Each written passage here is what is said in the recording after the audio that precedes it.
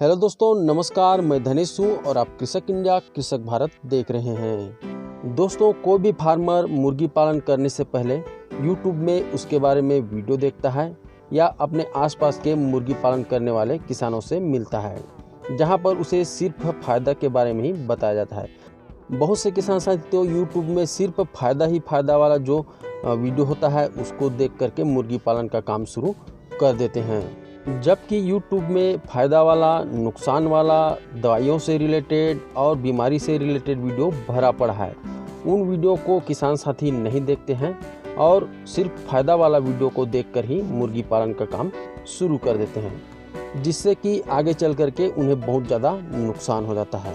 तो दोस्तों, आज के इस वीडियो में ज़्यादातर फार्मरों द्वारा किया जाने वाला गलती के बारे में हम जानकारी लेंगे और मैं उम्मीद करूंगा कि आप भी इन गलतियों को न दोहराएं और अच्छा से फार्मिंग करके सक्सेसफुल फार्मर बने।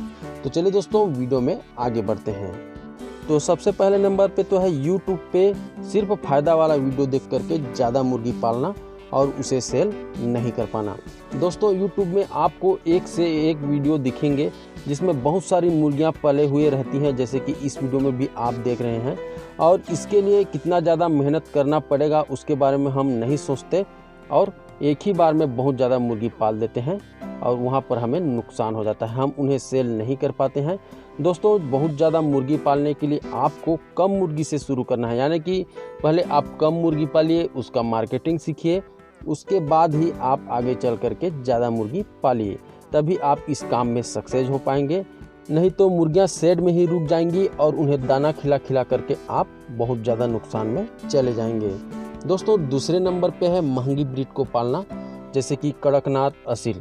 दोस्तों, ये जो कड़कनाथ है, आपको पता होगा 2-2.5 साल पहले 800 रुपये के हिसाब से सेल होता था, यानी कि प्रति केजी जो है 800 रुपये में सेल होता था। उसी चक्कर में बहुत से किसान साथी कड़कनाथ का फार्मिंग करते हैं और कड़कनाथ आज के डेट में 250-300 रुपये में भी सेल करना पड़ जाता है। दोस्तों, रिटेल में इसका रेट 350 रुपये होता है और थोक की बात तो मैं आप लोगों को नहीं बता सकता। थोक में 300 के आसपास रहता होगा, उससे ज़्यादा मुझे नहीं लगता कि होता होगा। किसान भाइयों, अगला है बिना डिमांड वाला ब्रीड को पालना। बहुत से किसान साथी यूट्यूब में वीडियो देख करके सोचते हैं कि ये ब्रीड पालूंगा, ये जल्दी बढ़ता है, ये कम दाना खाता है, बहुत सारी चीज़ों को यूट्यूब में देख करके मुर्गी को पाल लेता है, लेकिन उसके एरिया में उस ब्रीड का डिमांड ही नहीं होता है, तो उनको बहुत ज़्यादा नुकसान हो जाता है। इसलिए आप अपने आसपास के मार्केट में पहले घूमें, पता लगाएं कि किस ब्रीड का डिमांड आपके एरिया में ज़्यादा है, उस हिसाब से ही अपने सेट पे चूजा डालें। दोस्तों, चौथे नंबर पे है पहले 7 दिन चूजों का सही तरीक़ा से केयर नहीं करना। जब हम छोटे चूजे को लाते हैं, अपने सेट में छोड़ते हैं, तो उस टाइम हमें टेम्परेचर, फीड, लाइट, ठंड, गर्मी, इन सारी चीज़ों का ध्यान देना होता है और बहुत से किसान साथी उन चीज़ों पर ध्यान नहीं देते हैं। वो सोचते हैं कि जैसे तैसे करके वो ज़िंदा रह जाएं 7-8 दिन, उसके बाद उनको दाना खिला करके हम बड़ा कर लेंगे। तो दोस्तों, गलती यहीं पर हो जाता है। अगर आपने कोई चूजा को 7-8 दिन तक सही तरीक़ा से नहीं पाला, उनको सही टेम्परेचर नहीं दिया, तो वो कमज़ोर हो जाएंगे और वो कमज़ोर होने के बाद आप उसको जितना भी दाना खिला लीजिए, वो रेडी होने में 10 से 20 दिन एक्स्ट्रा ले लेंगे और 10 से 20 दिन में आपको कितना ज़्यादा दाना खिलाना पड़ेगा ये आप सोच सकते हैं। तो दोस्तों, पहले लगभग 15 दिन तक आपको छोटे चूजों का अच्छी तरह से देखभाल करना है, उनका वजन पर भी आपको खास तौर से ध्यान देना है। किसान भाइयों, ज़्यादा प्रॉफिट के चक्कर में हम बहुत चौड़ा सेट बना देते हैं और चौड़ा सेट बनाने से उसमें हवा का आदान प्रदान सही तरीक़ा से नहीं होता, यानी कि सेट के अंदर में जो अमोनिया गैस बन रहा है, कार्बन मोनोऑक्साइड, कार्बन डाइऑक्साइड, ये सारी गैस वहीं पर रुक जाती है, जिससे कि मुर्गियों में कई प्रकार की बीमारियां होती हैं।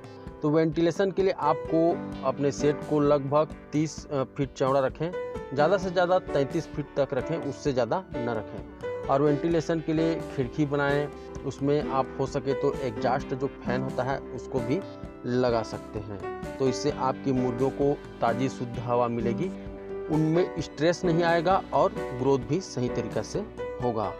किसान साथियों, बहुत से जो हमारे फार्मर हैं वो अपने सेट के अंदर में ही अलग अलग जगह में अलग अलग लाइट लगा देते हैं, यानी कि कहीं पर कम लाइट है तो कहीं पे ज़्यादा है, कहीं पे अंधेरा है तो कहीं पे बहुत ज़्यादा उजाला है।